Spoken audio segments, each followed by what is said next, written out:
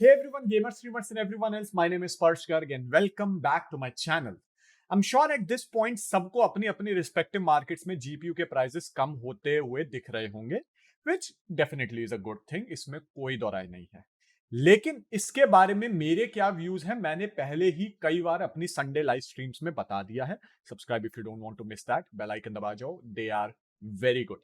But regardless of whether price गिर रहे हैं नहीं गिर रहे हैं, एंड में क्वेश्चन हमेशा यही होता है, शुड यू वेट और go ahead and just by your GPUs, क्योंकि नेक्स्ट जनरेशन के जीपीयूज अगले 3 से 4 महीने में ही आने वाले हैं. तो इस क्वेश्चन से रिलेटेड मैं दो चीजें संक्षेप में अभी से क्लियर कर देना चाहता हूं शुरुआत में ही. नेक्स्ट जनरेशन जीपीयूज सस्ते बिल्कुल भी नहीं होंगे. करंट जनरेशन वाले जीपीयूज के मुकाबले तो महंगे ही होंगे.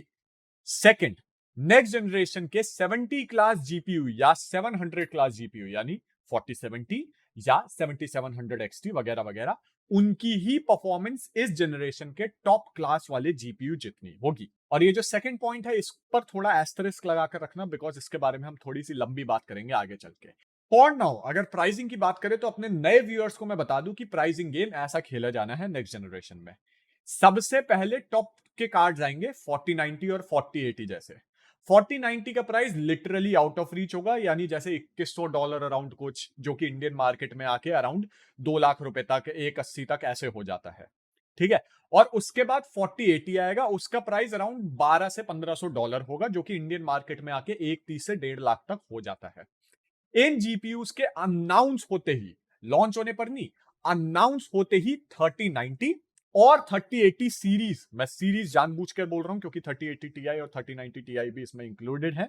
इन जीपीयूज का जितना भी प्रोडक्शन होता है वो पूरे तरीके से बंद हो जाएगा. और 3090 और 3080 सीरीज के जीपीयूज जब तक नेक्स्ट जनरेशन के 70 सीरीज जीपीयू नहीं आ जाते, तब तक मिड लेवल वाले जीपीयूज बन जाएंगे, परफॉर्मेंस वाइज भी और प्राइस वाइज भी. क्यों? क्योंकि 4080 तो $1200 से $1500 का है. इंडियन मार्केट के हिसाब से तो बड़ा बड़ा औकात से बाहर लिखा हुआ दिख जाता है अपने आप को. ठीक है ना. तो तुम्हारे पास 3080 ही बचेगा जो कि तुम्हारे को लाख रुपए से नीचे में मिल रहा होगा और मिड लेवल की परफॉर्मेंस दे रहा होगा. लेकिन इसमें भी ना एक ट्विस्ट है. जैसा मैंने बताया कि 3080 और 3090 की प्रोडक्शन बंद हो जाएगी पीछे से ही. इसका इफेक्ट मार्केट में यह होगा कि इन जीपीयूज की आर्टिफिशियल शॉर्टेजेस क्रिएट होंगी मार्केट में, जिसकी वजह से इन जीपीयूज के प्राइस मार्केट में दोबारा से आर्टिफिशियली इन्फ्लेट होंगे. अब तुम बोलोगे इसमें एनवीडिया का क्या फायदा है? वेल, जितने ज्यादा इनके प्राइसेस इन्फ्लेट होंगे उतना ही ज्यादा उनके पास लीवे होगा नेक्स्ट जनरेशन के 70 क्लास के कार्ड्स को ज्यादा प्राइस की एमएसआरपी पे रखने का. So it's as simple as that, क्योंकि 70 क्लास के कार्ड्स 80 और 90 क्लास के कार्ड्स के अराउंड 2 से 3 महीने बाद लॉन्च होंगे.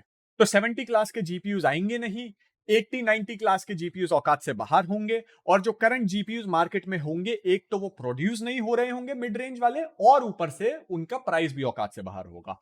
तो बॉटम लाइन ये है, अगर तुम्हें इस जनरेशन का कोई भी जीपीयू लेना है तो भैया अभी सबसे बेस्ट टाइम है लेने का. जाओ और जाके ले लो, खत्म बात. बट अब आते हैं सेकंड वाले पॉइंट पे. क्या तुम्हें इस जनरेशन का जीपीयू लेना भी चाहिए या नहीं लेना चाहिए? Let's have a discussion about it. इस जनरेशन का सबसे बेस्ट जीपीयू जो मार्केट में रेडीली अवेलेबल है वो है 3090. 3090 Ti की मैं बात नहीं कर रहा हूं, चूतिया जीपीयू है बिल्कुल ही, उसको तो मैं कंसिडर भी नहीं करता हूं एज अ जीपीयू इस करंट जनरेशन का. तो 3090 रेडीली अवेलेबल है. हम इसी का एग्जांपल लेकर इस वाली कॉन्वर्सेशन में बात करेंगे, क्योंकि spoiler alert, 3080 and even 3080 Ti 2023 के एंड तक डेड जीपीयूज हैं. 2023 के एंड तक खत्म है, डेड है, जीरो बटा सन्नाटा है, नील नाडा सब कुछ, जो मर्जी तुम ब्लैक से और खत्म से रखना चाहो वो है. इससे पहले कि तुम वीडियो में डिसलाइक दबाओ क्योंकि तुमने 3080 खरीद लिया था, let me explain my point please. तुम्हारे भले की बात बोल रहा हूं मैं. तुम ध्यान से सोचो कि पिछले कुछ दिनों में गेमिंग से related one of the biggest development क्या हुई है. यहां पे वीडियो को पॉज कर लो और कमेंट में आंसर लिखो, मैं 5 सेकंड का वेट करूंगा. ठीक है. पॉज करो और जो मन में आता है लिखो. Are you guys done? I hope कि लिख दिया होगा. नहीं भी लिखा है तो the answer that I was looking for is the launch of Unreal Engine 5 from Epic Games. And इससे पहले कि मैं कुछ भी और बात करूं इसके बारे में, तुम ये याद रखना कि एपिक गेम्स के पास एनवीडिया और एएमडी दोनों के ही फ्यूचर प्रोडक्ट रोड मैप्स हमेशा अवेलेबल होते हैं। यानी उनको पता होता है कि एनवीडिया एंड एएमडी कौन से प्रोडक्ट्स कब निकालने वाले हैं, उनकी क्या कॉन्फ़िगरेशन होने वाली है, पावर वगैरह सब कुछ। Basically, they know everything there is to know about their future products years before anyone else. So, keeping all of that in mind, don't you think कि Unreal Engine 5 काफी conveniently AMD और Nvidia के नए GPUs जो कि current generation के मुकाबले literally 2 times performance को टारगेट कर रहे हैं, उनके रिलीज होने के 3 या 4 महीने पहले लॉन्च हुआ है। Why is it convenient? Well, Unreal Engine 5, Unreal Engine 4 के मुकाबले टेक्नोलॉजी एंड प्रोडक्ट क्वालिटी दोनों में ही लीप्स एंड बाउंड्स बड़ा अपग्रेड है। ठीक है, बहुत ज्यादा आ गया है वो। एग्जाम्पल के तौर पे Unreal Engine 5 will give immense control of game environment to the game developers compared to Unreal Engine 4. उसके अलावा the amount of assets that Unreal Engine 5 in real time can process compared to Unreal Engine 4 is massive. बहुत ज्यादा बड़ा difference है, comparison ही नहीं है कोई। इसका बहुत आसान भाषा में अगर मैं एग्जांपल देना चाहूं तो वो ये होगा कि जब तुम असैसिन्स क्रीड जैसी गेम खेलते थे, जो कि बहुत ज्यादा इंटरैक्टिव गेम होती है, हर चीज से तुम इंटरैक्ट कर सकते हो, तो जब भी तुम किसी सीधी दीवार पर क्लाइंब करते थे, ठीक है, तो तुम्हारा प्लेयर उस जगह पर क्लाइंब कर रहा होता है, लेकिन उस दीवार पर कुछ पकड़ने को है या नहीं, ये कई केसेस में तुम्हारे को नहीं दिख रहा होता। वो सीधी सीधी दीवार होती है, भैया सीधा सीधा चढ़ रहा, कुछ भी पकड़ रहा है वो, और हमें भी इतना ध्यान नहीं जाता। ऐसा इसलिए होता है क्योंकि बेसिकली गेम डेवलपर्स वहां पे सिर्फ रॉक्स का टेक्सचर डाल देते हैं और छोड़ देते हैं। इंडिविजुअली सबको मॉडल नहीं करते हैं, क्योंकि एक तो उनका सॉफ्टवेयर इतने ज्यादा एसेट्स को झेल नहीं पाएगा, उसके ऊपर से it is actually a massive pain in the butt to model everything, then to light everything वगैरह वगैरह, बहुत ज्यादा मुसीबत होती है। और उसके ऊपर से हमारे जीपीयूज भी उसे रन नहीं कर पाएंगे जब वो निकलेगा और जब हमारे जीपीयूज को खेलते समय गेम को रेंडर करने की बारी आएगी। लेकिन मेन प्रॉब्लम उसमें जो होता है सॉफ्टवेयर का ही होता था कि उनका सॉफ्टवेयर की इतनी औकात ही नहीं थी कि इतने सारे एसेट्स को वो हैंडल कर सके रियल टाइम में जब वो उस पर काम कर रहे हो। And that is exactly the problem that Unreal Engine 5 is made to handle. ये वाली problem have now been solved with Unreal Engine 5, जिसका मतलब ये है कि गेम डेवलपर्स के हाथ अब खुल गए हैं और शेर के मुंह लग गया है खून। ये काम उन्होंने कैसे किया है, अगर तुम ये समझना चाहते हो तो उससे रिलेटेड मैं अलग वीडियो बना सकता हूं। Subscribe, press the bell icon और लाइक बटन दबाकर जाना, और मेरे को कमेंट में बताओ कि तुम्हें को वो वीडियो चाहिए या नहीं। लेकिन अभी के लिए इन जनरल, बहुत ओवर सिंप्लीफिकेशन में, तुम बस एक छोटी सी चीज इमेजिन करो, कैलकुलेशन करो। किसी भी एक गेम का 4K रेजोल्यूशन वाला एक फ्रेम इमेजिन करो। अब सोचो कि इस फ्रेम में जो सीन का जो फ्रेम है, इसमें 10,000 एसेट्स हैं। ठीक है, 10,000 एसेट्स हैं और बाकी का सारा टेक्सचर है। ठीक है, ऐसा यूजुअली गेम्स में होता था अभी तक। और एक दूसरा सीन इमेजिन करो जिसमें लिटरली 1 मिलियन एसेट्स हैं। अब इन दोनों सीन्स के अंदर चाहे रेजोल्यूशन 4K ही हो, यानी कि तुम अपना गेम खेल रहे हो 4K में, फिर भी जो फ्रेम रेंडर होगा ना, वो फ्रेम एक तो बहुत ज्यादा भारी होगा। जो मिलियन एसेट्स वाला सीन है वो बहुत ज्यादा भारी होगा, यानी कि तुम्हारे जीपीयू को ज्यादा वीरैम चाहिए उस सीन को स्टोर करने के लिए compare to the previous scene, क्योंकि उसमें एसेट ज्यादा हैं। उसके ऊपर से क्योंकि एसेट ज्यादा है तो तुम्हारे जीपीयू को उस सीन को रेंडर करने के लिए ही ज्यादा पावर चाहिए इन दी फर्स्ट प्लेस।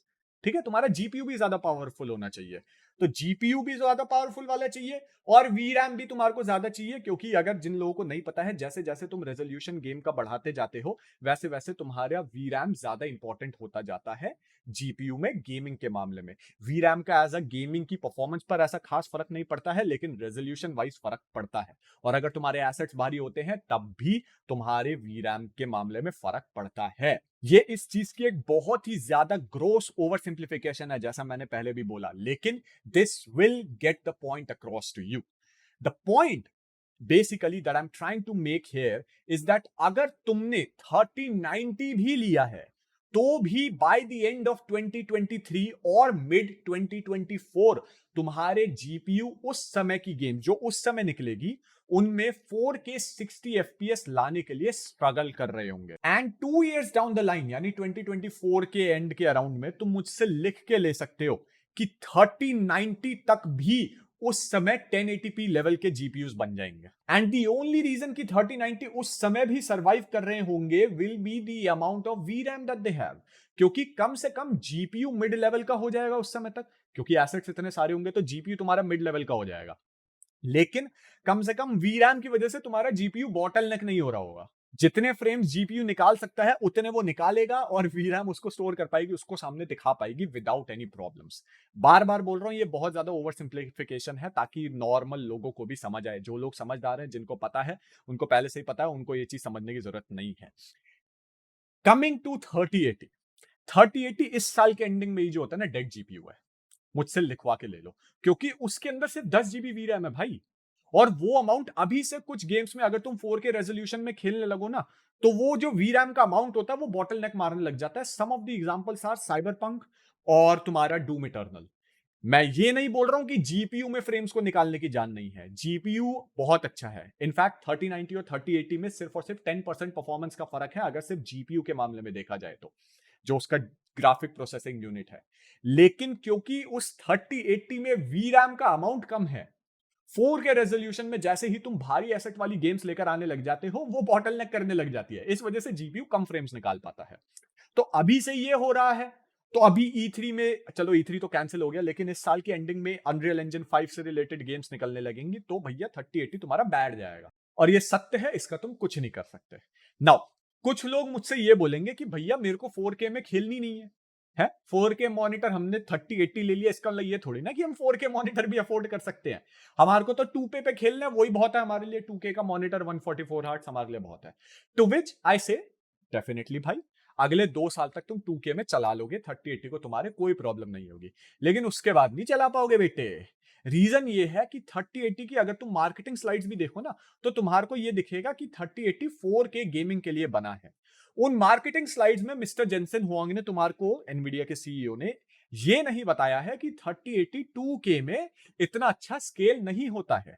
यानी कि बहुत सीधे भाषा में देखें तो 4K में अगर 3080 किसी गेम में तुम्हारे को 60 FPS दे रहा होगा, तो in the world of perfect scaling 2K में उसको 120 FPS देने चाहिए। लेकिन परफेक्ट स्केलिंग कभी भी नहीं होती है, तो कम से कम 100 FPS दे दे, है ना 2K में, ये तो हम मान सकते हैं। लेकिन वो उतने भी नहीं देता है।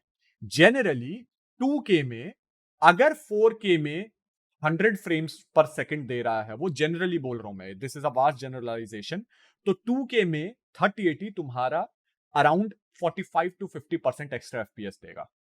तुम बेंचमार्क जाके चेक कर सकते हो, 2K में 3080 बिल्कुल भी अच्छा स्केल नहीं होता है। तो 2 साल तो बहुत आसानी से चला लोगे, लेकिन 2 साल बाद तुम्हारा GPU itself, this time not the वीरैम but GPU itself bottleneck मारने लगेगा, क्योंकि भैया उसके बस की नहीं है। वो 4K के लिए ही बना है।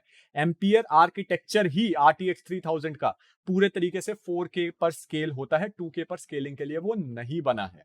एंड मैं सही बताऊं, जब ये कार्ड लॉन्च हुआ था ना, तब के तुम मेरे वीडियो जाकर देख लो, मैंने तब बोला था कि इस कार्ड का जो बॉटलनेक बनेगा ना, वो उसका वीरैम बनेगा। सिंपल शब्दों में मैंने ये चीज बोली थी, और तब कुछ लोग हंसे भी थे इस चीज पर, लेकिन आज एग्जैक्टली वही हो रहा है जो मैंने बोला था।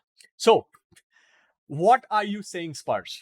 तू तो ये बोल रहा है कि हम ना घर के रहे ना घाट के रहे, मतलब या तो हम अनलिमिटेड पैसा खर्च कर दें और एक नया जीपीयू आने का वेट करें, या फिर हम लिटरली एक डेड प्रोडक्ट खरीदे, जो कि ग्रांटेड थोड़ा सा उसका प्राइस नीचे आ गया है, लेकिन अभी भी सस्ता तो बिल्कुल भी नहीं है। Is that what you are telling us? Well, मैं सही बताऊं, इसका परफेक्ट आंसर तो मेरे पास भी नहीं है। एक आंसर है, but I risk being called an AMD fan boy, which I definitely am not. And जो जो कहानी मैंने ऊपर बताई है ना एनवीडिया का एग्जांपल लेके, वो सेम ही चीज AMD के साथ भी होनी है। लेकिन एनवीडिया के जो कार्ड्स हैं वो स्केल ही 4K के लिए हुए थे, तो इसलिए मैंने 4K का एग्जांपल क्योंकि वहां पढ़ लिया था, मेरे को एनवीडिया का नाम लेना पड़ा। ठीक है, लेकिन सेम ही चीज AMD के साथ भी होनी है। सेम ही चीज AMD भी करेंगे, इस जनरेशन के कार्ड्स को निकलने को बंद कर देंगे, जैसे उनके 6900 और 6800 XT वगैरह आएंगे। सेम सेम सब कुछ सेम सेम AMD ने भी करना है। But while it is risky for me to तुम्हारे को ये वाला सुझाव देना मेरे लिए रिस्की है, फिर भी I would say this. Here goes. This is my idea. अगर तुम्हें इस जनरेशन के जीपीयू खरीदने हैं तो अभी खरीदने का टाइम है। नेक्स्ट जनरेशन के जीपीयूज महंगे आएंगे ही आएंगे, और अगर तुम उस तरीके के प्राइस को अफोर्ड नहीं कर सकते हो तो the only option you have is अभी जाओ मार्केट में और इस जनरेशन के जीपीयू खरीद लो। लेकिन लेकिन अपनी एक्सपेक्टेशंस क्लियर रखो। लॉन्ग टर्म में 4K की जगह 2K गेमिंग को टारगेट करो एंड AMD के 6800 सीरीज या 6900 सीरीज खरीदो। Nvidia fan boys, let me explain, okay? Please समझो, तुम्हारे ही भले की मैं बात कर रहा हूं। मुझे पता है शायद तुम एनवीडिया के जीपीयू लेने के लिए बहुत ज्यादा एक्साइटेड होगे, but trust me, listen to me, तुम्हारे भले की बात कर रहा हूं मैं। AMD के करंट जनरेशन के जीपीयूज 2K में काफी अच्छा स्केल करते हैं compare to what Nvidia is offering with their 30 series, और तुम्हारा मेन टारगेट फ्यूचर का 2K गेमिंग ही है। उसके ऊपर से AMD के इस जनरेशन के कार्ड्स में VRAM ज्यादा है, जो कि मैं बार बार बोल रहा हूं गेमिंग परफॉर्मेंस में इतनी ज्यादा मैटर नहीं करती है।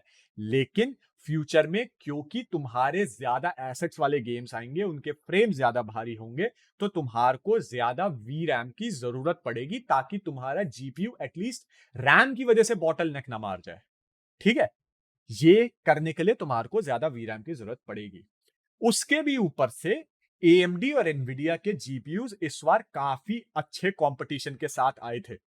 6800 XT और 3080 में इतना ज्यादा परफॉर्मेंस डिफरेंस नहीं था, लेकिन ये परफॉर्मेंस डिफरेंस विद टाइम बढ़ने वाला है और 6800 XT ज्यादा अच्छा परफॉर्म करेगा 3080 के मुकाबले।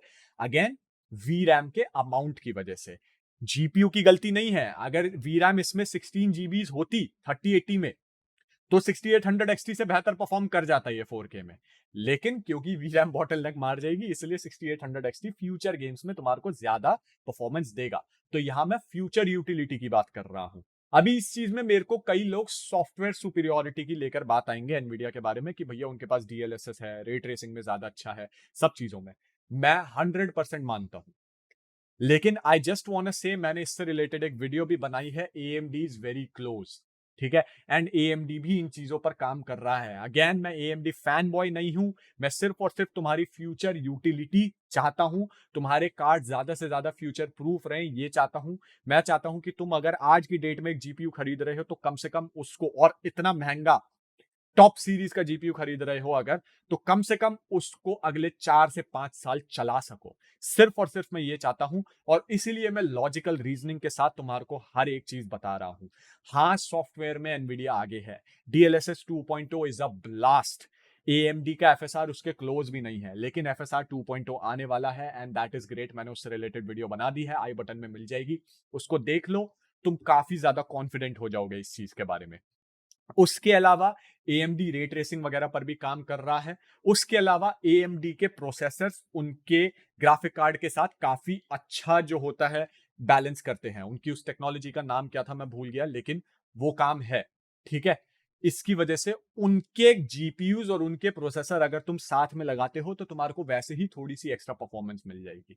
हर एक चीज पर AMD काम कर रहा है। What I am trying to say basically is, future utility के मामले में तुम बहुत ज्यादा सेफ रहोगे अगर तुम AMD के जीपीयूज के साथ जाते हो। अगर तुम्हारे को आज ही इसी जनरेशन का जीपीयू खरीदना है और नेक्स्ट जनरेशन के जीपीयूज लेने की तुम्हारी औकात नहीं है, क्योंकि ट्रस्ट में ज्यादातर लोगों की नहीं होने वाली है।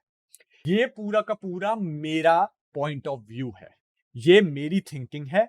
या तो तुम ये कर सकते हो जो मैंने बोला है, ठीक है, या फिर तुम वेट कर सकते हो नेक्स्ट जनरेशन जीपीयू का। बहुत अच्छी बात है, ऑफ कोर्स तुम ये वाला ऑप्शन भी ले सकते हो, लेकिन सिर्फ और सिर्फ ये वाला ऑप्शन तब कंसिडर करना जब तुम्हारी जेबें अति भारी हो। भैया इतनी भारी हो कि तुमसे खड़ा नहीं रहा जा रहा है, इतनी भारी तुम्हारी जेबें होनी चाहिए, तब तुम नेक्स्ट जनरेशन के जीपीयूज को कंसिडर करोगे लेने के लिए। क्योंकि मिड लेवल कार्ड्स भी बहुत ज्यादा महंगे होने वाले हैं। करंट 3080 और 3090 के लेवल पर ही महंगे होने वाले हैं मिड लेवल कार्ड्स भी नेक्स्ट जनरेशन के। अभी कई लोग इसमें भी मुझसे ये पूछेंगे कि एक्सप्लेन कर भैया नेक्स्ट जनरेशन के जीपीयूज महंगे क्यों होंगे। पर्सनली अगर मुझसे पूछो तो I am just furious about this. And यहां पर तो मैं स्क्रिप्ट पढ़ के ये चीजों के बारे में बात कर रहा हूं, लेकिन अगर तुम मेरी स्ट्रीम में मेरे से ये वाला सवाल पूछते और मैं जो होता है स्ट्रीम में इस बारे में बात कर रहा होता, तो मेरे पुराने व्यूअर्स को पता है कि मेरे मुंह से फूल बरस रहे होते इस समय। बट अभी के लिए मैं कंट्रोल करूंगा एंड बस इसी पर इस पर छोड़ दूंगा। These S wipes, all of them are just creating this mirage of double the performance compared to the current generation of GPUs। ठीक है, बहुत आसानी से ये सिर्फ ये बोलेंगे कि हाँ भैया करंट जनरेशन के मुकाबले डबल द परफॉर्मेंस है, इस वजह से हम थोड़ा सा एक्स्ट्रा पैसा जो होता है चार्ज कर रहे हैं। बट ये लोग ये नहीं बताएंगे कि वो double the performance current games में है बेटे, जो निकल चुकी है। अगले ही साल जो गेम्स आने वाली हैं, जो कि उस सॉफ्टवेयर पर बेस्ड है जिसके साथ तुम्हारी पार्टनरशिप्स है, अनरियल इंजन 5 वगैरह में गेम्स आएंगी ऑब्वियसली, ठीक है, उन पर जो गेम्स बनने वाली हैं अगले ही साल, वो गेम्स वैसे ही इतनी भारी होंगी कि तुम्हारे नए GPUs will give you the same amount of frames in the same resolution as the current generation GPUs are giving in the current games. What I am trying to say is, तुम्हारे को कोई upgrade नहीं मिल रहा है, सिर्फ एक Miraj create हो रहा है कि डबल द परफॉर्मेंस लेकर आ रहे हैं।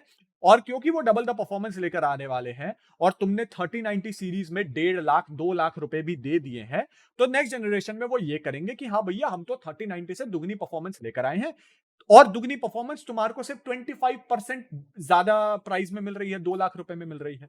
और 4080 3080 तुम देखो, सिर्फ और सिर्फ इतनी परफॉर्मेंस थी। हम जो होता है तुम्हारे को 3090 से भी 40% ज्यादा परफॉर्मेंस लेकर आ रहे हैं 4080 में, जबकि 3090 जो होता है 3080 के मुकाबले सिर्फ 10% ज्यादा परफॉर्मेंस थी। यानी कि 4080 में 3080 के मुकाबले सिर्फ 50% ज्यादा परफॉर्मेंस मिलेगी, ठीक है। लेकिन बोलने वाली बात कि हम 3090 से भी 40% ऊपर परफॉर्मेंस लेकर आ रहे हैं तुम्हारे लिए, और तुमसे 3090 जितना ही प्राइस मांग रहे हैं। तो इस तरीके से प्राइस बढ़ते हैं, इस तरीके से तुम्हारा चूतिया कटता है। तुम इनके जीपीयूज लेना बंद नहीं करोगे तो इसी तरीके से तुम्हारा काटते रहेंगे, इस वजह से तुम्हारे जीपीयू के प्राइसेस बढ़ने वाले हैं, as simple as that.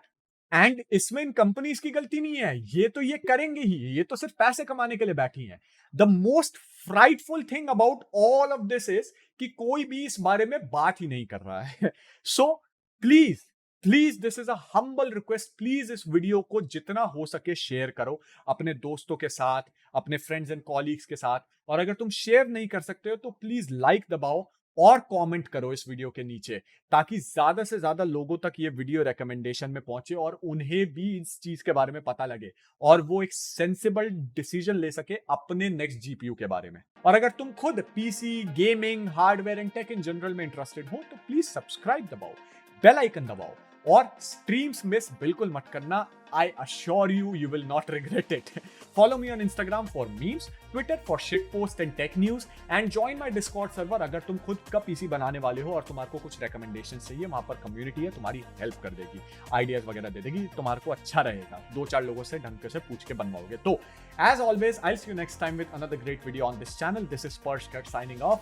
Bye bye, Tata, see you and peace guys. आसपास कोई जानवर हो तो प्लीज उनका ख्याल रख लेना। Bye bye.